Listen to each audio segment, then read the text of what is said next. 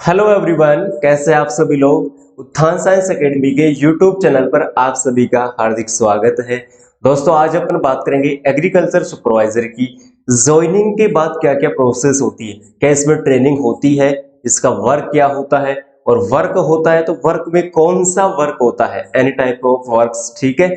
और इसके अलावा प्रोविजन पीरियड कितने वर्ष का होता है, कितने ईयर का होता है, उसमें प्रोविजन पीरियड में क्या होता है, और पे ग्रेड इसका कितना होता है, और पे ग्रेड के बाद या पे ग्रेड के बाद जो प्रोविजन पीरियड होता है समाप्त, उसमें कितनी सैलरी होती है, उन सभी की आज अपन बात करने वाले हैं। तो जो भी दोस्त नया है चैनल को जरूर सब्सक्राइब करे, लाइक करे और अपने सभी एग्रीकल्चर सुपरवाइजर दोस्तों को शेयर करें। जो तैयारी कर रहे हैं और जो लग गए हैं सभी को शेयर करें, ठीक है दोस्तों। तो शुरुआत करते हैं। देखिएगा, यहां पर मैं बात करूं ट्रेनिंग की।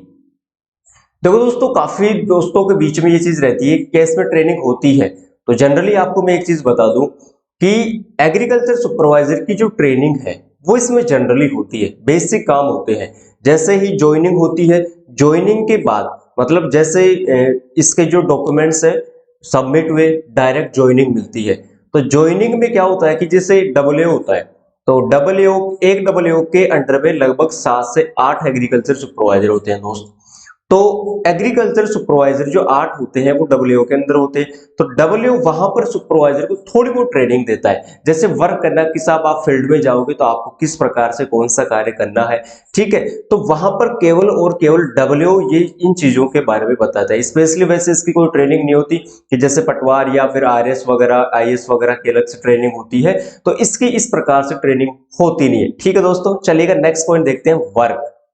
कि एग्रीकल्चर सुपरवाइजर का जो वर्क है वो मेनली क्या होता है। तो देखिएगा दोस्तों, आपको मैं बता दूं कि राजस्थान सरकार या सेंट्रल गवर्नमेंट के द्वारा जो स्कीम आती है, उन स्कीम को किसके द्वारा अब गांव गांव में किसानों तक पहुंचाना, ये किसका काम होता है, ये एग्रीकल्चर सुपरवाइजर का काम होता है। कि साहब कोई भी स्कीम आई, जैसे फॉर एग्जांपल मैं बात करूं कि स्प्रिंकलर मेथड, फवारे से रिलेटेड कोई स्कीम आई, तो उस योजना को एग्रीकल्चर सुपरवाइजर गांव तक जाएगा, और गांव में जाने के बाद वो बताएगा बढ़िया तरीके से कि जब जैसे कोई एरिया है, मारवाड़ी इलाका है, तो वहां पर मारवाड़ी लैंग्वेज में अपने को बतानी पड़ेगी। ऐसा नहीं कि साहब वहां जाकर अपने इंग्लिश जान रहे तो वो समझ में नहीं आएगा, आपको बका देगा कि साहब देखो क्या सुपरवाइजर हो या आपको समझ में नहीं आ रहा है, ठीक है ना। तो उसी लैंग्वेज में अपने को बताना पड़ेगा।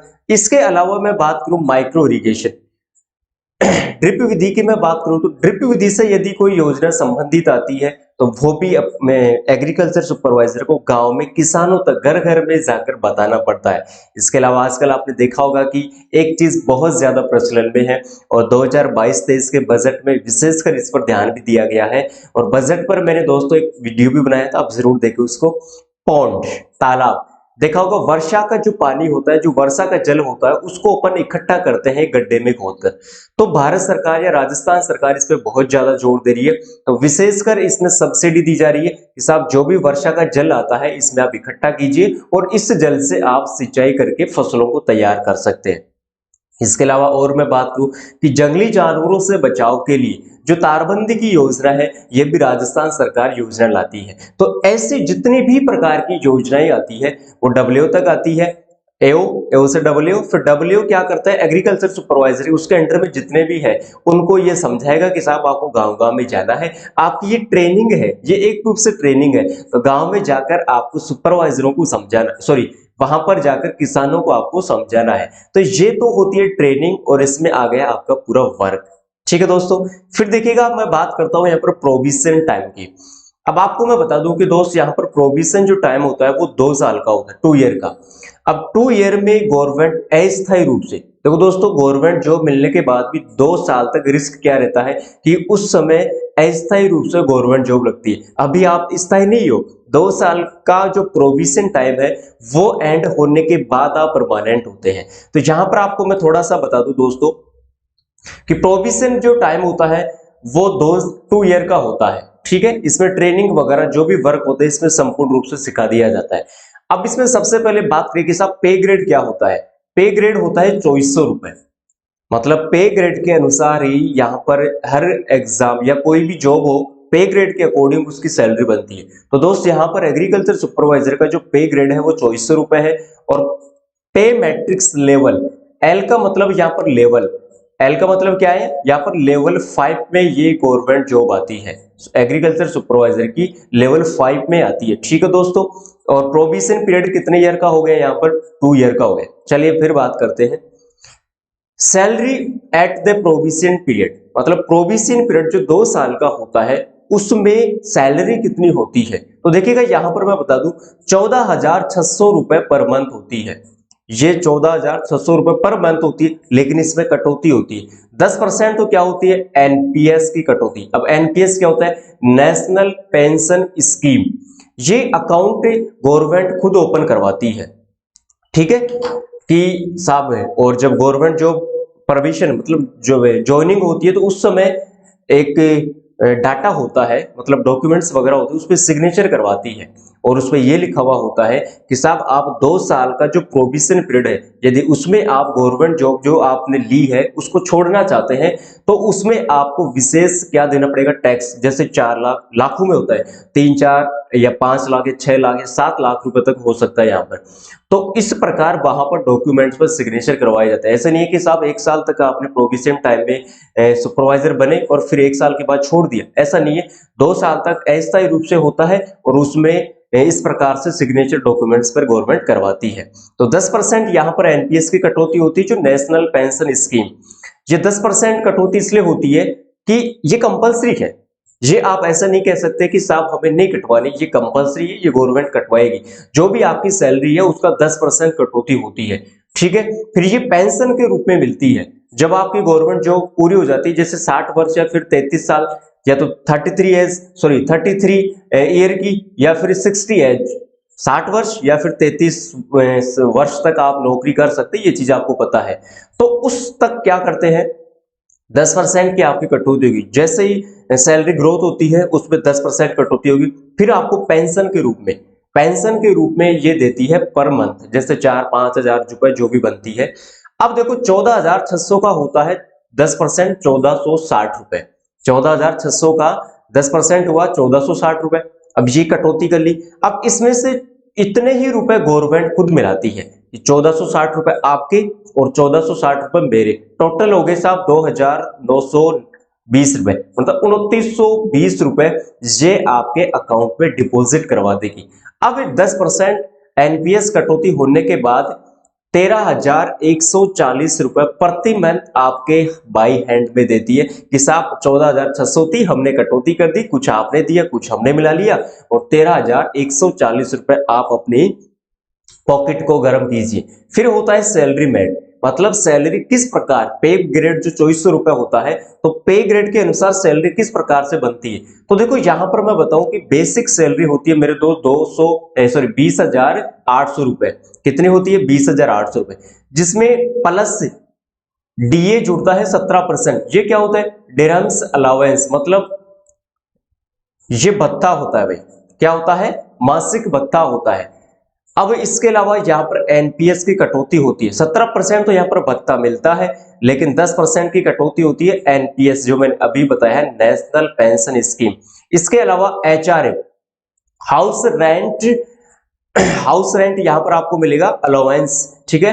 हाउस रेंट अलाउंस इसमें 60% या 8%, मतलब जो बड़े शहर है ना, बड़े शहर, तो बड़े शहरों में तो मिलता है 16% ये किराया। जैसे मान लीजिएगा कि आपकी ड्यूटी बाहर है लेकिन वहां पर सिटी बड़ी है, तो वहां पर जो किराया आप लेकर रहते हैं तो वो किराया भी आपको गवर्नमेंट देती है। जैसे 16%, बड़ी सिटी है जैसे कोटा, जयपुर, जोधपुर, ठीक है, बड़ी सिटी आती है तो वहां पर 16% आपको होम रेंट ये गवर्नमेंट अवेलेबल करवाती है।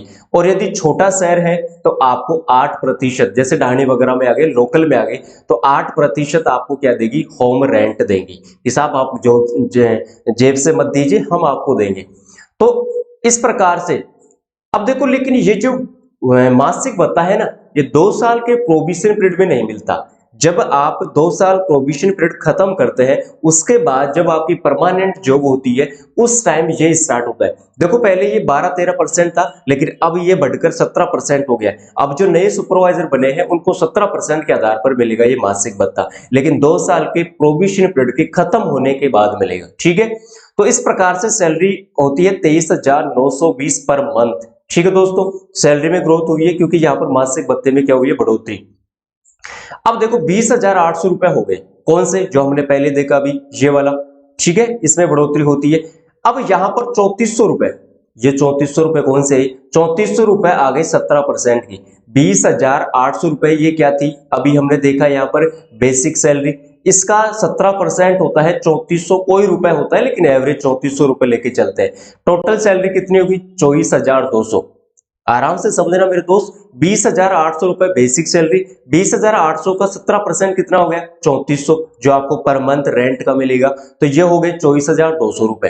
अब 24,200 में 2420 निकालना है, 10% निकालेंगे तो ये कितना रहेगा, 21,780 रुपए। ये 10% की यहाँ पर नेशनल पेंशन स्कीम की कटौती कर ली। अब 2420 और 2420 मिलाकर सरकार ने आपको दे दिया फिर आपको 4820 रुपए। मतलब पहले, मतलब जितनी सैलरी बढ़ती है उसका 10% कटौती करने के बाद जितनी पेमेंट जुड़ता है उसमें सरकार खुद मिलाएगी, और इस प्रकार से 4820 रुपए डिपॉजिट करवा देगी। कंफ्यूज मत हो ना, क्योंकि पहले यहाँ पर 13,140 रुपए आपके प्रोविजन पीरियड में थे, लेकिन खत्म होने के बाद आपकी बेसिक सैलरी हो जाती है। 2 साल का जो प्रोविजन पीरियड है खत्म होने के बाद आपकी सैलरी यहाँ पर 20,800 हो रही है, तब जुड़कर यहाँ पर आपका जो एनपीएस है उसमें 4820 रुपए। ऐसा मत सोचना कि सर पहले आपने अलग बताया अब अलग बताया, वो पहले 2 साल का प्रोविजन पीरियड की सैलरी थी, अब आपकी जो परमानेंट जॉब है उसकी है। ठीक है, नेक्स्ट देखिएगा। अब 20,800 में फिर 3328 जोड़ दो, वो 10% यहां पर जुड़ गया, तो 24,297।